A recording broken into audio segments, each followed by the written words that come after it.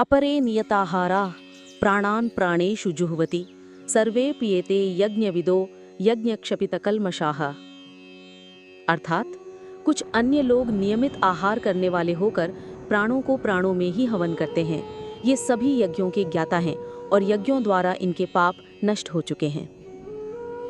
यह श्लोक एक और प्रकार की यज्ञ का वर्णन करता है और फिर सभी यज्ञ करने वालों का एक सामान्य फल बताता है। एक और यज्ञ नियताहाराः। यह उन साधकों का वर्णन है जो अपने आहार को नियंत्रित करते हैं। वे केवल उतना ही और वैसा ही भोजन करते हैं जो शरीर और मन की शुद्धि के लिए आवश्यक हो। प्राणान प्राणेषु जुह्वति। इस आहार संयम के द्वारा वे प्राणों को प्राणों में ही हवन करते हैं।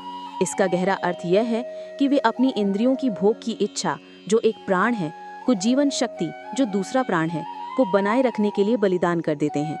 वे खाने के लिए नहीं जीते, बल्कि जीने के लिए खाते हैं। 2. सभी यज्ञ करने वालों का एक सामान्य गुण। कृष्ण अब उन सभी लोगों के बारे में एक सामान्य कथन देते हैं जिन्होंने श्लोक 4.25 से वर्णित किसी भी यज्ञ का अभ्यास किया है। सर्वेपि एते यज्ञविदः। ये सभी यज्ञ के वास्तविक अर्थ को जानते हैं। वे जानते हैं कि यज्ञ का अर्थ केवल अग्नि हवन नहीं, बल्कि त्याग और आत्मशुद्धि है। यज्ञ क्षपित कल्मषाः। और इन यज्ञों को करने का परिणाम यह है कि उनके कल्मषाः यानी पाप और अशुद्धियां यज्ञ क्षपित यानी यज्ञों के द्वारा पूरी तरह से नष्ट हो चुके हैं। श्लोक का सार यह है कि चाहे कोई धन का यज्ञ करे, तप का, योग का, ज्ञान का या आहार संयम का, यदि वह उसे सच्ची भावना से करता है तो वह यज्ञ के वास्तविक मर्म को समझता है। ऐसे सभी यज्ञों का एक ही फल होता है, चित्त की शुद्धि और पापों का नाश, जो आध्यात्मिक उन्नति के लिए पहली और सबसे महत्वपूर्ण आवश्यकता है।